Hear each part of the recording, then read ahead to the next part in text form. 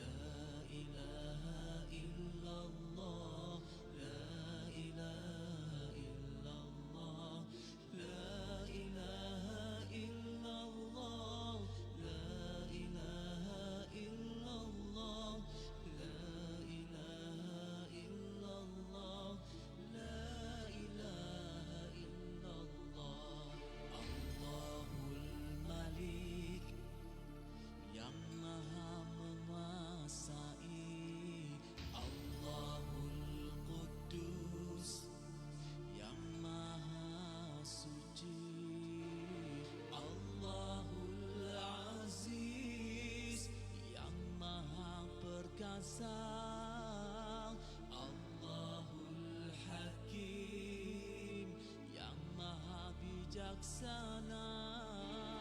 La ilaha illallah, la ilaha illallah, la ilaha illallah, la ilaha illallah.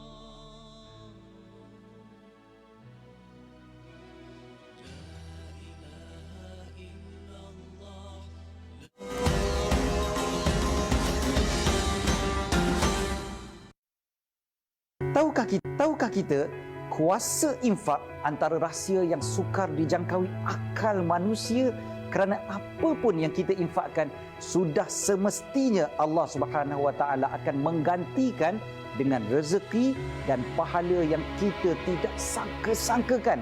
Subhanallah.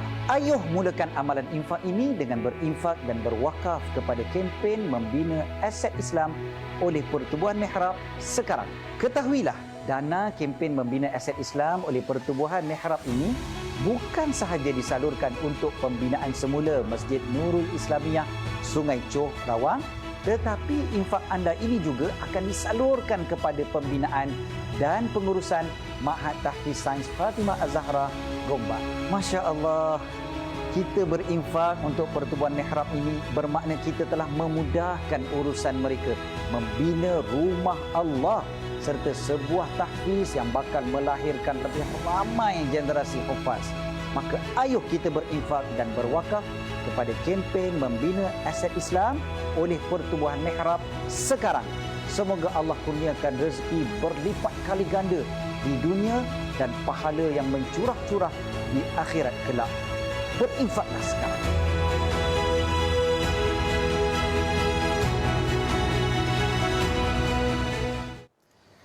Baik, Alhamdulillah, terima kasih kepada anda yang masih lagi setia menonton kami di TV Al-Hijrah. Itu dia teaser Yayasan Mihrab yang kita paparkan kepada anda. Sebelum kita nak tahu lebih lanjut berkaitan dengan Yayasan Mihrab ini, kita masih lagi berbicara berkaitan dengan kejar pahala infak di akhir Ramadan. Dan kita masih lagi bersama dengan Al-Fadhil Ustaz Nazri Abbas, Duta Yayasan Mihrab. Ustaz, tadi kita bercerita tentang sedekah hujung-hujung ni. Betul ke Ustaz, kalau kita kata kita sedekah tadi, apa dia pahalanya itu akan berterusan sampai kiamat walaupun kita dah mati, Ustaz? Begitulah seperti mana yang dimaklumkan dalam hadis, salah satu daripada amalan yang kita dituntut adalah bersedekah. Sebab kita ni umur pendek dan kita ni nakkan kebaikan banyak. Jadi salah satu cara yang Allah bagi solusi dia infak, sedekah. Itu semua akan membuatkan kita sentiasa berjalan, kita punya pahala sampai bila-bila, infinity. Maknanya tak akan putus. Tak akan putus. Infinity ni lagi dahsyat daripada kalau orang buat bisnes kan, ada MLM kan. Lagi dahsyat daripada tu lagi. Itu kaedah Allah nak memberi manfaat bagi kita. Sebenarnya itu semangat juga untuk kita untuk nak memberikan infak, sumbangan ataupun sedekah supaya kita kata oh ini pahala kita yang akan berterusan sampai kiamat nanti. Ya, betul. Okey Ustaz, kita nak cerita berkaitan dengan Yayasan Mihrab ini. Mungkin Ustaz boleh cerita pada kita pembangunan aset-aset Islam, terutama pembinaan masjid yang Yayasan Mihrab lakukan. Mungkin kongsikan sikit pada penonton-penonton kita, Ustaz. Silakan. Okey, Ustaz Izmir, sebenarnya kita bila sebut kejar pahala melalui infak ni, kita pun dalam Yayasan Mihrab, kita pun kejar juga nak bina, kita buat satu kempen. Kempen membina aset Islam. Ni pun kena kejar juga. Dia ada dia punya date dia kan. Apa dalam kempen membina aset Islam ni, antaranya kita sama-sama membangunkan, mengimarahkan rumah Allah, masjid, surau. Ada masjid-masjid yang dah siap, surau yang dah kita selesaikan, dan sekarang ni ada masjid-masjid yang sedang kita bantu. Salah satu daripadanya adalah Masjid Al-Falah di Sungai Ramal Dalam, di Kajang. Di sana kalau kita tengok dalam gambar tu tinggal sikit lagi. Sebenarnya memang target pada bulan Ramadan ni dah boleh gunakan, tapi insya-Allah kalau tak ada arah melintang, mungkin terdekat ni, mungkin dalam Raya Haji insya-Allah kita dapat sempurnakan pembinaan Masjid Al-Falah di Sungai Ramal Dalam ni. Kalau kita tengok itu gambar cantik sebenarnya. Betul, macam dekat Madinah ada, Turki ada kan. Tak sabar nak pergi ni. Kalau dulu orang yang kapasiti 1,800, sekarang boleh lebih kurang 5,000. Ni belum lagi beroperasi ke ataupun dah mengimarahkan belum lagi? Belum lagi. Kalau tengok macam dah dekat dah kurang 5% insya-Allah kan. Itu antara masjid yang kita bantu. Ada masjid Sungai Choh lagi. Kemudian di dalam kempen membina Islam ni juga kita ada bantu sekolah tahfiz.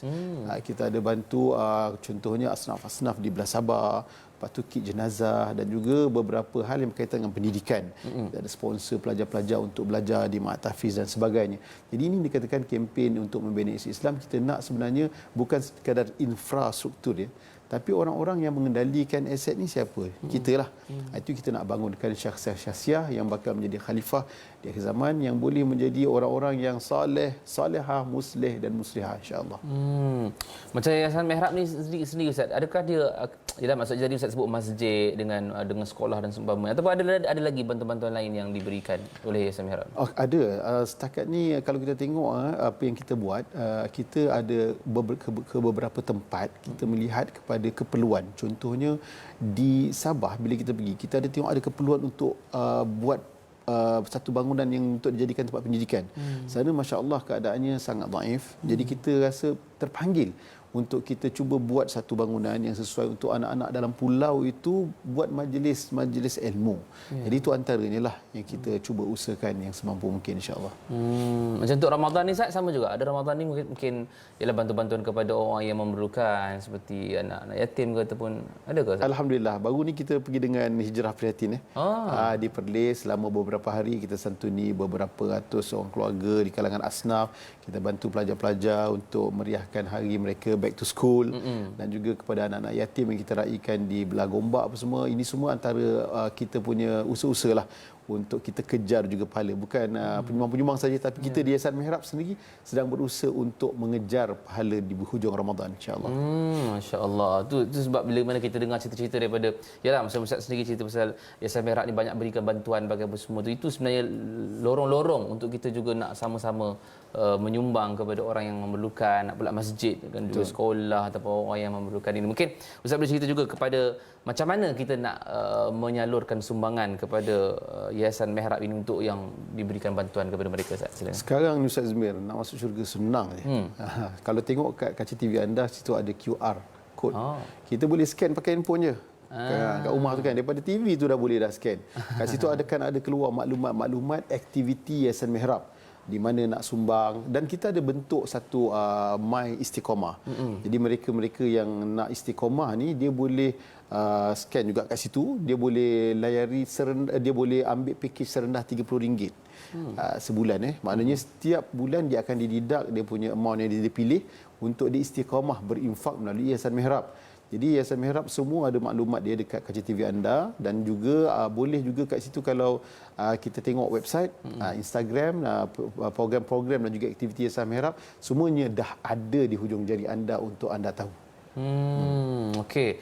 Maknanya boleh melalui QR code ataupun boleh bank in terus dengan yang dipaparkan akaun tadi bagi semua untuk nak menginfak ataupun menyumbang kepada Yayasan Mihrab untuk kepada mereka yang memerlukan itu, Ustaz. Okey Ustaz, mungkin di hujung-hujung ni ada lagi beberapa minit untuk kita nak habiskan kita punya perbincangan kita.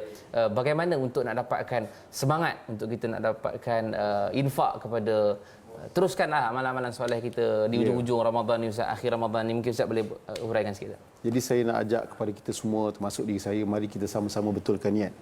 Niat kita di bulan Ramadan ni bukan kita nak buru Lailatul Qadar, tapi kita nak buru redha Allah SWT. Kerana kalau Lailatul Qadar dah lepas, maka kita pun jadi lenggang kangkung. Semalam ke kan? Mana tahu kan, dah lepas kan. Jadi kita pun jadi slow, nak kejar tu dah tak apa nak kejar kan. Sebab kita dengar cerita dah ada pokok tunduk. Jadi sebenarnya kita betulkan niat kita. Kita sebenarnya nak kejar redha Allah Subhanahu Wa Taala di bulan Ramadan ni kan. Tak kisahlah kita dapat ke tak dapat, itu hak Allah. Yang penting kita sebagai hamba Allah, kita kena buat kerja sebagai hamba lah. Sebagai khalifah, kita buat kerja sebagai khalifah. Kita buat kerja bukan kita nak pahala, bukan kita nak syurga, bukan kita nak Lailatul Qadar, tapi kita nak redha Allah. Kalau kita dapat Allah, kita akan dapat segala-galanya. Tapi kalau kita tidak dapat Allah, kita kehilangan Allah dalam diri kita, segala-galanya yang ada dalam diri kita tidak ada erti apa-apa lagi. Macam Nabi sendiri, Ustaz, macam 10 malam akhir tu apa aktiviti? Kita tahu Nabi sendiri antara yang tahu tentang Lailatul Qadar ni bila kan. Tapi macam mana kehidupan Nabi dalam 10 malam akhir Ramadan, Ustaz? Mungkin boleh kongsi dengan kita? Contoh terbaik adalah Rasulullah SAW. Kalau kita tengok Nabi SAW dalam sebuah hadis, Nabi ikat ketat-ketat kain. Ada ulama yang mengatakan maksud ikat ketat-ketat tu tidak bergaul dengan isterinya, dan ada juga mengatakan bahawa maksud ikat ketat-ketat tu ialah Nabi bersungguh-sungguh dalam beramal ibadah. Lagi Nabi buat apa? Nabi kejutkan ahli keluarganya untuk sama-sama iktikaf. Jadi perbuatan ini sebenarnya bukan semata-mata ibadah, bukan ritual ibadah yang nak dipamerkan oleh Nabi SAW. Tapi inilah satu cara Nabi ikat kasih sayang sampai ke syurga dengan ahli keluarga. Yang dalam surah At-Tahrim sebut qu anfusakum wa ahlikum nara. Ini antara aplikasi yang Nabi tunjukkan pada kita. Maknanya kalau kita nak selamatkan, kita nak masuk syurga, jangan masuk seorang. Kita nak hindari daripada neraka, jangan masuk seorang. Kejutkan isteri, kejutkan anak-anak. Memang susah, Allah pun suruh kita bersabar. Tapi di sebalik kepayahan tu, Allah nak bagi nikmat yang kita tak terduga, yang luar biasa. Dan itu juga Allah akan bagi kita bukan sekadar syurga ke akhirat, tapi Allah akan bagi syurga dekat dunia. Al-Jannatul Ajilah yang semua orang nak. Kalau hidupnya dekat dunia ni pun macam neraka, mana petanda dekat neraka jugalah kan. Jadi sekarang ni kalau kita tengok Nabi SAW, itu yang Nabi buat.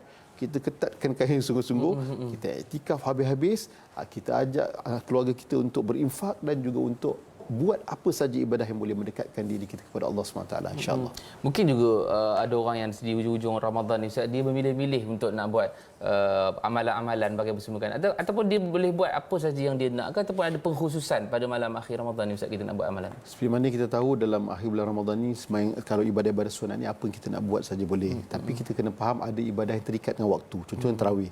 Tarawih itu kita lebihkan. Ni bulan Quran. Kita gandakan Quran. Quran tu zikir yang terbaik. Kemudian iktikaf. Jadi maknanya walaupun kita boleh buat apa saja ibadah yang kita nak, tapi kita kena faham ada ibadah yang terikat dengan momen bulan Ramadan. Contohnya tarawih kan, patut iktikaf khusus. Kemudian kita baca Quran apa semua kan. Dan itu kalau kita tak buat kita rugi. Jadi maka sebab itu kita perlu ada ilmu.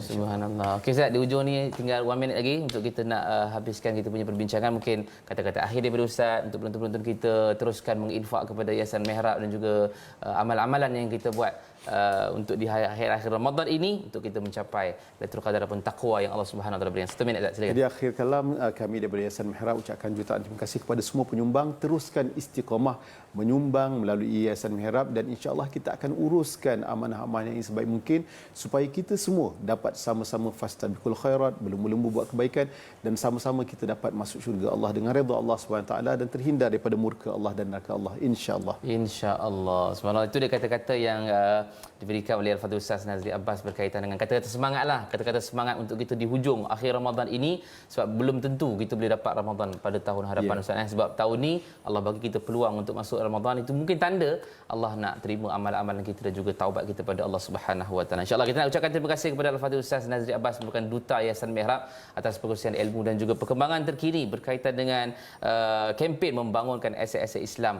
Mudah-mudahan apa yang kita infakkan pada hari ini memberikan pahala buat kita, insya-Allah. Dan terima kasih sekali lagi Ustaz. Insya-Allah ada masa kita jumpa lagi. Insya-Allah. Baik, insya-Allah kita yang sedang menonton jangan ke mana, kita akan berhenti rehat seketika jam 7 pagi nanti. Kita akan bersama dengan Assalamualaikum. Kita akan bersama di dalam Assalamualaikum untuk bicara tentang slot tadabbur. Surah apa? Insya-Allah semuanya sebentar lagi dalam Assalamualaikum. Tahukah kita kuasa infak antara rahsia yang sukar dijangkaui akal manusia, kerana apa pun yang kita infakkan sudah semestinya Allah Subhanahu Wa Taala akan menggantikan dengan rezeki dan pahala yang kita tidak sangka-sangkakan. Subhanallah. Ayuh mulakan amalan infak ini dengan berinfak dan berwakaf kepada kempen membina aset Islam oleh Pertubuhan Mihrab sekarang. Ketahuilah, dana kempen membina aset Islam oleh Pertubuhan Mihrab ini bukan sahaja disalurkan untuk pembinaan semula Masjid Nurul Islamiyah Sungai Choh Rawang, tetapi infak anda ini juga akan disalurkan kepada pembinaan dan pengurusan Ma'had Tahfiz Sains Fatimah Az-Zahra Gombak. Masya Allah, kita berinfak untuk Pertubuhan Mihrab ini bermakna kita telah memudahkan urusan mereka membina rumah Allah serta sebuah tahfiz yang bakal melahirkan lebih ramai generasi hufaz. Maka ayuh kita berinfak dan berwakaf kepada kempen membina aset Islam oleh Pertubuhan Mihrab sekarang. Semoga Allah kurniakan rezeki berlipat kali ganda di dunia dan pahala yang mencurah-curah di akhirat kelak. Berinfaklah sekarang.